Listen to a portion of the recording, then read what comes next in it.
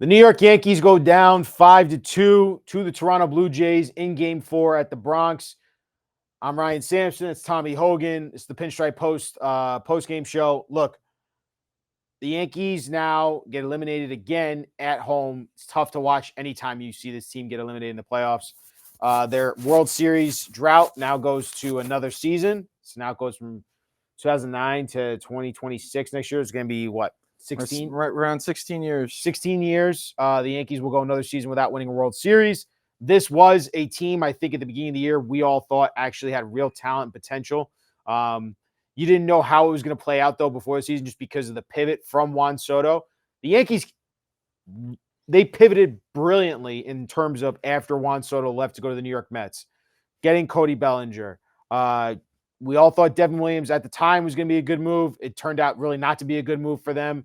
We're going to break all that down. We'll break down this loss, what we saw here tonight. But I'll start off, Tommy, your thoughts on the Yankees getting eliminated here to the Toronto Blue Jays. Lineup didn't show up. Didn't show up against a bullpen game. No. Guys that you saw yesterday and you did hit. So you'd think the second time around, you see them again, that'd be advantage Yankees. It turned out to be advantage Blue Jays. They made the adjustments that the Yankees didn't make.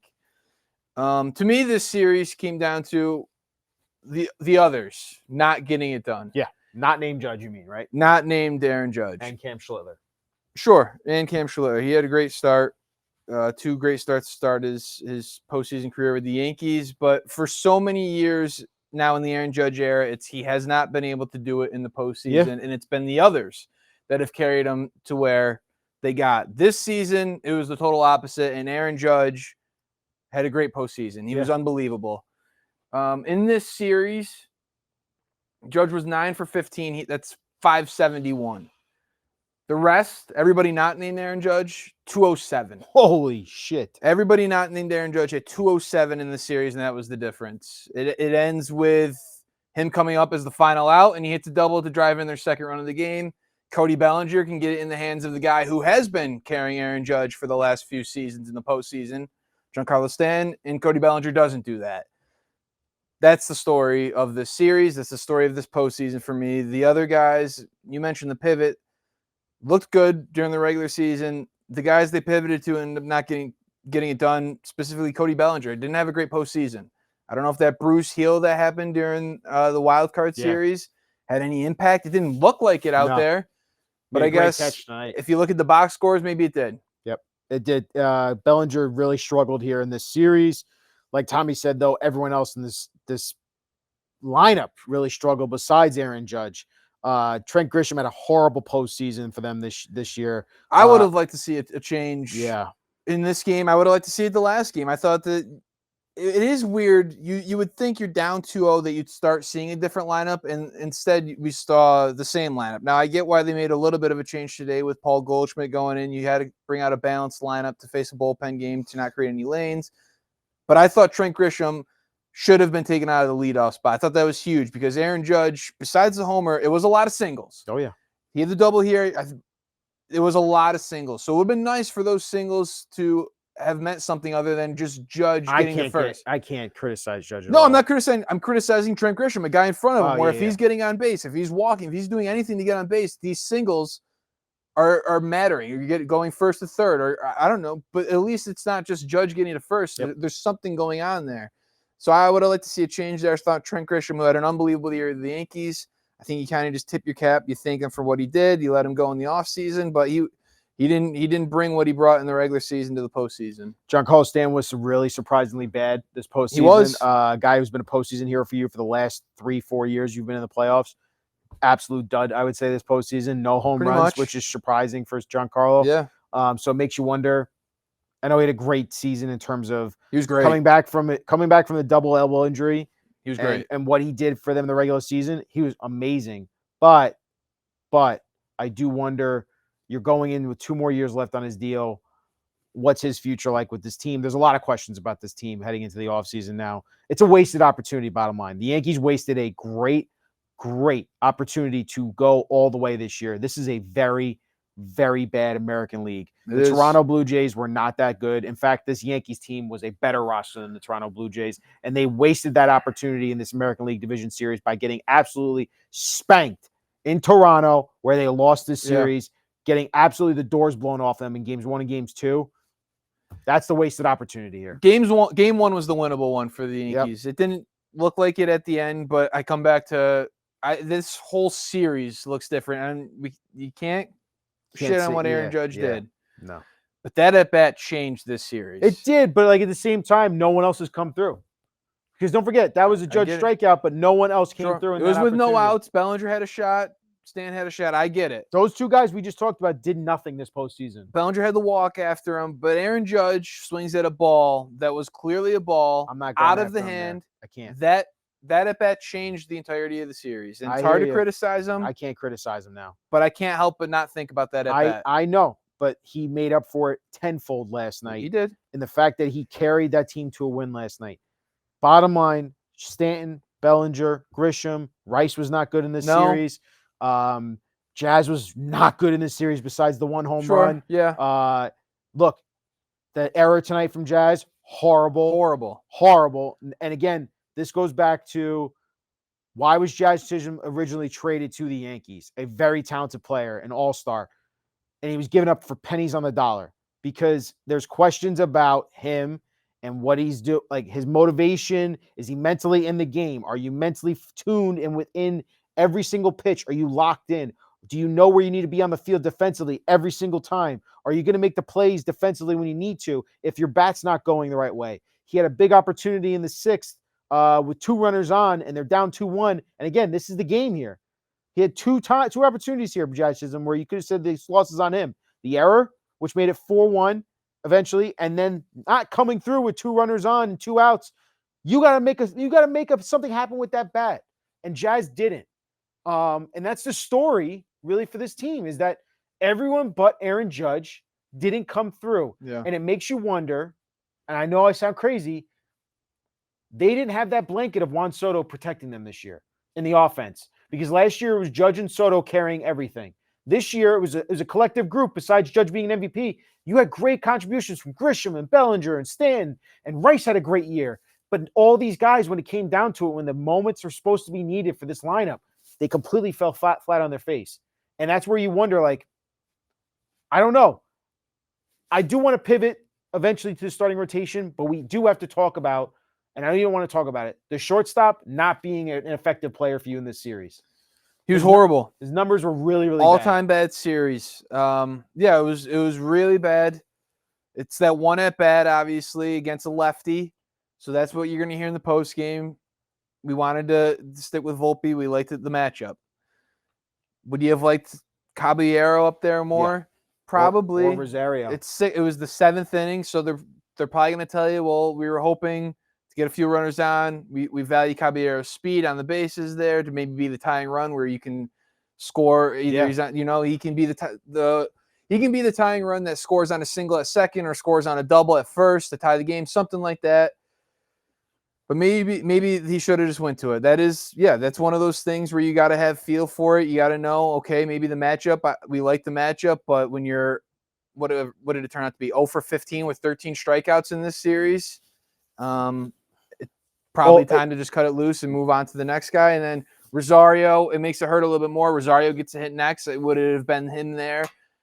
And then when you use Rosario for McMahon rather than Caballero could have been playing third, and maybe he makes that play that goes down the line and helps get him another insurance run. You're spot on again, so man. all these dominoes kind of made that decision loom even larger. It hurt. He had a horrible series. He's been great in the postseason. Last year, he had a pretty good wild card series. This series, he was as bad as you can be. I've said my piece. I'm gonna talk more about it with Joel tomorrow. We're gonna have Pinstripe Post tomorrow to wrap up the season, but I just don't think Anthony Volpe is a major league player, and he shouldn't be on your roster anymore. And he's killing you literally in the lineup. And defensively, he was horrible this season. And then we got to talk about Austin Wells as well. That at bat, it wasn't an at bat. Just swinging first pitch after you just saw a walk happen. Austin Wells did not have a good series again. And I just think he got lucky in the last game where the guy dropped the ball, Barger. Like, Austin Wells was not good offensively this year, and you thought you were going to get something out of him because last year he had a really good streak, but then he got really, really cold again, And I wonder if physically he can handle this position because he's not the biggest guy. He's not the strongest player. And there was thoughts about he wasn't going to last as a catcher when he came up through the ranks. They thought, you know what, he's eventually going to transition into a first baseman because they don't see it defensively for him. Defensively, he's gotten a heck of a lot better, and he catches the ball well. But when it comes to him at the plate, he's not giving you what you needed. And at that moment, you have to be smarter. And you're a catcher. You should know better. Just don't swing at the first pitch there. I thought that was bad too. It's a walk, so you're thinking, all right, this guy just walked Ben Rice, but it was a full count. It wasn't like I tend to like, it's tough because I understand one part of the mentality of, all right, he just walked Ben Rice, bases are loaded, he's going to want to throw strikes. And it was a strike. He didn't chase. It wasn't a great pitch to hit, though. It was up and in. I believe it was a fastball. It wasn't a pitch that you can really do damage on. But the other side of it is you've got momentum. Let's carry out a bet. Let's really get the crowd into it. Let's make him feel something here. And instead, you're going with that first mentality of this is going to be a strike because he just walked the guy. He doesn't want to continue to walk. But to me, that mentality makes more sense down one where the tying runs on third. Like, what is it if he does throw you 4 balls? Okay, the tying runs now on second. Like, he just walked in a run. So I think that was the wrong mentality there. I agree. Part of me understands it, but I think it was the wrong decision. Now, if you want to think big picture with Austin Wells, I think catchers a lot of times get compared to the rest of the league rather than catchers. And for Austin Wells, was it a down year from last year? Yes. But if you compare his numbers to the rest of the league catchers, to the rest of catchers in the league, it was a pretty good year compared to the rest of catchers. Catchers don't hit. Okay. He's good defensively. Was it down from last year? Yes. Overall, he is still a pretty good offensive catcher compared to the rest of the league where catchers just do not hit at all. He's the catcher starting next year on opening day. He's their future catcher. I have no concerns. Do you want to see it get a little bit better? Yes. A lot but better. Because the glove has been a lot better than you expected when he first came up, the hitting can be a little down. I just wonder about him long-term physically if he can handle this because I think it's wearing him down, and I think that's why his bats have not been great, and I don't think he has enough power because he's literally getting drained mentally and physically by playing the catcher position every single day. They played him a lot at catcher. Feels like that was – I just don't know if Austin Wells is your long-term catcher, to be honest with you. Now, maybe having a backup catcher where you can play a little bit more often like they did last season with Trevino, and this season it took him a little bit for finally to trust Ben Rice, but for the first 100 games he had Ascara, who you're only starting once a week. Does having a catcher – that you trust to start 2-3 days a week, maybe does that help Austin Wells? We'll see. Maybe it does, but like the 2 months that he was great last season, he was your everyday cleanup hitter. That was last season, though, but that's what I'm saying. This is this year, though, you know? It wasn't, we'll see. I don't know. I still have faith in Austin Wells. Couple decisions one of the big decisions, we talked about the Volpe decision, which I thought was probably the second biggest decision. The other decision that we talked about a lot during the live stream is going to Williams in that 7th inning when you pull Schlittler. Not a clean spot for him. Sure, not a clean spot. That's where he usually is going in as the closer for the first 100 games of the season, and then the setup guy for the last 60 games after the deadline once you get Bednar. But to me, the only other option would have been Bednar. That was the biggest spot in the game. Devin Williams has been your second best reliever for now the last month and a half, since September 1st, really. He's been great. He's been great in the postseason. Those are your two options. It would have been very aggressive to go to Bednar because if you don't trust Devin Williams, the reason you're going to Bednar is because you don't love Devin Williams in that spot, Correct. I guess, or you don't trust him in that spot. I don't trust him in that spot. So if you don't trust him in the 7th inning with a runner on, do you trust him in the 9th inning clean up 3-2? Like you trust him clean. So you trust him to close, but you don't trust him to get out of an inning. Yeah, only need 2 outs. I don't like runners on with him. He's not good at that. To me, that doesn't make as much sense. To me, I understand why. But look at the numbers then. Look at the numbers with him at runners on scoring position and with him not with runners on scoring position. They're going to be ugly because he was bad for the majority of the season. But for September 1st, I bet those numbers are pretty good. September, they played nobodies. They played the worst teams in baseball. They had a huge stretch of playing. That's ultimately believing in hot and believing in momentum and believing in a reliever who's been really that, by the way. I believe in a reliever being good. That's why Devin Williams was the second best. That's why Fernando Cruz moved up the ladder. That's why Luke Weaver was out, because he's been terrible. Or else Luke Weaver would have been in that spot because that's a guy that you said, okay, this is going to be my setup man the rest of the year. Like, yes, you fall up and down the ladder as a reliever. Devin Williams moved his way up to the second best reliever, second most trusted in this thing. I think that was the right decision to go to Devin Williams there. I'm not sweating over that, to be honest with you. They were never winning this game because they only scored 2 Sure, runs tonight. maybe. Like, to be honest you're with right. you, the bullpen decision really wasn't that big a deal. The Volpe one was the killer because you actually had an opportunity to put some runs on the board. It comes down to the offense, again, being homer or bust. They didn't do shit against a bullpen game against Toronto. And crazy. It's nuts to me. Like, if it wasn't a miracle comeback last night with Aaron Judge hitting one of the most miraculous home runs ever, they're getting swept by the Blue Jays, guys. Like, let's be real. They were getting swept by the Blue Jays. And that, to me, is what needs to be put into context here now when we talk about Aaron Boone. I do want to hit on pitching real quick. Look, Max Fried sucked. Carlos Rodon sucked. Luis Gil sucked. But Cam Schlittler was your stud, and he was your horse tonight. And I love the fact the guy battled, didn't have his best stuff, and still gave you 6 quality innings. 7th inning didn't go his way. I don't blame that, though, really, because Jazz Chisholm let him down. Cam Schlittler looks legit, and I'm looking forward to seeing him next year. I am not happy that Max Fried's numbers in the postseason aren't great. I know he was great against the Red Sox, but, like, I hope he's better this is an 8-year deal. This is year 1 of the deal. It was amazing for him this year. I get worried about that. I get worried about Carlos Rodon. Year 4 now. He had a really good, his best regular season, but the postseason, again, did not go the way you would hope for him. The starting pitching really let you down in the postseason here. And that's something that needs to be better for them if they want to go to the World Series. Yeah, I mean, the rotation is going to look pretty similar. You're going to get Cole back. You obviously love the first 4 in the rotation, and with how good that first 4 in the rotation is going to be next season, who cares who the 5th is, in my opinion. They've got some moves that they can make with some of their younger starters now because their pitching is so deep. But, yeah, it was very disappointing that Max Fried was so bad in Game 2. Luis Gil, they pulled him early. Like, I don't know. You're not putting on much. I'm not putting much on Luis Gil in Game 1. Would you have liked to see better? Sure, but tough spot. Game 1, it's your 4th best starter pitching in Toronto's biggest game in 2nd best starter last year. He was. But it's a tough spot for Luis Gil. Max Fried and Carlos Rodon are the guys you can be upset with. Those are the guys you're paying big money to.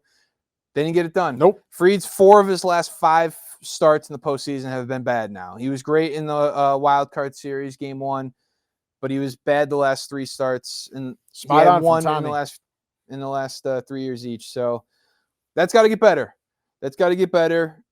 Now you're asking him to be your 2 next year.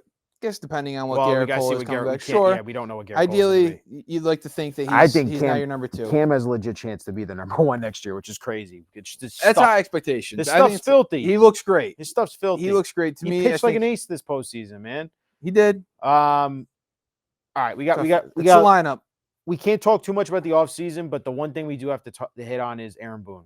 Look, I think a lot of media members said he's safe after he beat the Red Sox finally in the wild card because he hadn't beat anyone else non-AL Central in the playoffs besides the A's. Sure. In a 1-game wild card. Yep. I didn't love this response from his team in the ALDS against the team that you were more talented than, with high expectations and a very, very good roster that you feels like you should have gone further than the ALDS, where you probably should have been swept, if not for your MVP bailing you out again. I agree with you. Is it a message? Like if Brian Cashman and everybody in the front office thinks it's the issue is the message, sure. But usually when you fire a manager, it's because you can point to a few decisions that they made that cost them the series. And I don't believe that that's the case in this one. It's the lineup. The lineup didn't hit. It's like every year with the Yankees, though. This is true. It happens every year. Is that the manager's fault? I don't know. 2017, that's why they went out. It's because they didn't hit, and that was a different manager. I know, so I don't know. But they fired him after they went to Game 7 of the ALCS. Sure. Yeah. Aaron Boone is – I could argue Aaron Boone has been a worse manager than Joe Girardi, and I can't stand watching this continue with him. This team falls apart every year in the summer, and then they somehow pick it up in September because the schedule lightens up, and they back their way into the playoffs, and then this is what happens. I don't think it's going to happen. Yeah. I don't think it's going to happen. He's got one more year left. I think we know Brian Cashman wants his managers to manage for 10 years. Like, that is for some reason a thing for him. He said it when they hired Aaron Boone. He's like, I hope he can be here for the next 10 years. Girardi was here for 10 years. His contract was up. I believe next year would be year 9, if I'm doing my math correctly. So I don't think they're firing him. I don't believe there was these huge decisions that you can say he did this, and this wrong, and that's why the Yankees are out. It was the same theme that we've seen now for the last in the Aaron Judge era, really. 2017, they couldn't hit against the Astros on the road, and they lost. That was a different manager, and they changed the managers, and we've seen the same thing now in the Aaron Boone era. So I don't know. I don't think it's going to happen, but obviously that's a conversation after every year with this team. Yeah. People are hating us on the chat. They're saying that we're hating too much on our team, being too critical. The Yankees should have been swept in the ALDS. Like, let's be real. The Toronto Blue Jays outplayed them in every facet of the game. That's something I said on yesterday's stream before the game started. They outplayed them in every facet. Starting pitching, reliever, bullpen clearly, and their lineup just was unreal, where they didn't strike out at all. So I can be critical of every part of this team, the fact that the expectations were high for them this year. They had Aaron Judge in his prime have another MVP season. You had Cody Bellinger give you a very, very good season. Yeah. Giancarlo Stanton had a great season. Max Fried was almost Cy Young worthy. Carlos Rodon had his best season as a Yankee. They had bullpen issues back and forth, but still they solidified at the trade deadline and they looked better during the stretch. This was a team set up to take advantage of a very weak American League. I don't care what anyone says. The American League is not good. The Mariners and the Tigers are not scary. The Blue Jays were the team you had to beat, and I think you would have easily worked your way through the ALCS.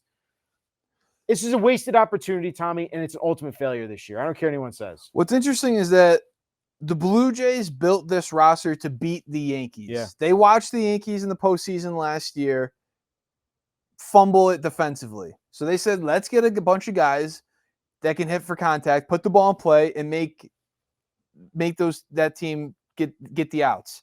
And the Yankees were a lot better at it this year, but it was those huge outs that you needed. It was that jazz out that didn't get completed that would have turned it. That's a double play. Yep. It was hit hard enough. I know Jimenez is a very good runner, but that was hit hard enough up the middle where you're turning. That's a double play.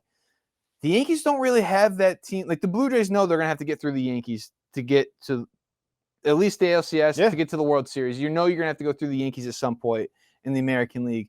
The Yankees can't really point to a team in the American League and say, okay, we know we've got to get through that. It used to be the Astros. Mm-hmm.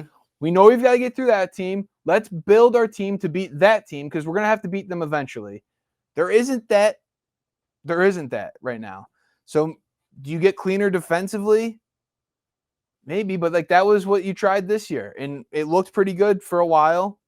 They were bad during the summer defensively. Again. Sure, when they were bad for a month or two, it was bad because their defense. They traded for Ryan McMahon. It changed the whole thing. So they fixed that one. Like, there isn't, where can you point to and say you got to get better defensively here? Maybe center field opens up, you can get better there. Shortstop. But that's what he does good. I know he was bad for a month or two, but that is what he does. Led the American League shortstops in errors. I get it. Did he not? No, he did. He did. But like, that doesn't mean you're good. That means you're terrible. He was bad. Yes. He's not going to be, if you want to go now to that, I think he's on the roster next year. Wow. The change I think they make is you have to win in spring training to the starting position. Like, you have to win the job. We're not handing you the job like we had the last 3 years. I think you see Caballero and you see Volpe, and they have a competition in spring training like Volpe had with Peraza when he won the job. I think that's what happens. I don't think they'll go right from playing every day, 13 strikeouts in the ALDS, we're still going to have you up in a big spot, to you're off the roster, you're no longer our shortstop. I just don't think they believe in him. It's a tea leaves. I don't know if I agree with it, but I think that's going to be the decision. That's going to be the one rung lower on the ladder of, you have to earn this. You have competition now. Then you're signing her up for the same thing. First base, I'm worried about too. I don't believe in Ben Rice at first base. Okay. I believe that bat. I don't believe in that glove. We'll see what it looks like every day. If they say you're our first baseman, you're going to get reps at first base every day in the spring. Maybe that looks better. I personally don't believe in it. So that's maybe a spot that you can get better defensively at too. A lot of questions. Yankees have a lot of questions to answer. What happens with Boone? What happens with Volpe? What happens with the bullpen? What happens at first base? What happens with Bellinger? Center field. Grisham's gone. Does Dominguez going back to center field? Does natural Dominguez position make him look a little traded? better? Does he get traded? Sure. He didn't have a starting position here in the postseason, so no.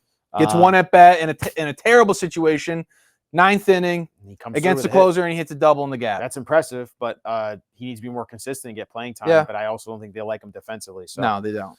Listen, it's tough. I have vocally expressed my disappointment in Cashman, my disappointment in Aaron Boone. I'm tired of this regime. I'm tired of watching this continuously be the same story for the Yankees, where their lineup can't hit because they don't have the right players in the lineup, and these guys just don't come through. And I'm sick and tired of watching Aaron Boone defend all this bad baseball that they've had. They got outclassed. They got outbeat by the Blue Jays. The Blue Jays are just a better baseball team. Even though the Yankees have more talent, that's what's more disappointing, is that they got outbeat and outclassed by a Blue Jays team that wasn't better than them. But they go down. We'll see what happens this offseason. Final thoughts, Tommy? It does hurt because last year you can point to the doubt and be like, yeah, look at that. They're a lot better. That roster's really good. This year, you've said it, you can't really do that with the Blue Jays. They put the ball in play. It's something that this Yankees team hasn't been able to do for a while. Did a little bit better last year, I guess, or this year than in years past with guys like Bellinger and others. Tough. It stings to take this much of a step back from World Series to ALDS. Probably should have been a sweep. You get an all-time comeback and you lose in 4. It kind of reminds you of 2017 to 18, where in 17 you get one game away from the World Series. Yep. That's exactly what this feels Boone's like. first year, you just take a step back and you lose in ALDS to a division rival in 4 games. Yeah. Feels a lot like that. Feels like there's going to be a lot of analysis, and I think a lot of people are going to have the same conclusion. This Yankees team just fell short because the management, the lineup, but also the management just wasn't doing the right thing, and the GM clearly isn't as good as people think he is anymore. But we'll see. I'll talk to Joel Sherman tomorrow morning. It's going to be a fiery episode, I'm sure, tomorrow. I know I'm going to have a lot of emotions to talk with Joel about, and he'll be heated about it, as always. Tune in here at the New York Post Sports YouTube channel. We appreciate you guys watching us on the live stream throughout the playoff run. It meant a lot to us, but it's fun for us to be able to do this with you guys. We're going to continue to make content like this. It's going to continue during the next season. It's going to continue during the football season. We're looking forward to those opportunities. And again, hit that like and subscribe button on the New York Post Sports YouTube channel. We're going to have a ton of this stuff going on throughout the rest of the year, man. We appreciate you as always. I'm not going to say go Yankees because they don't deserve it after a night like this, but enjoy the offseason, everyone, and we'll see you next time.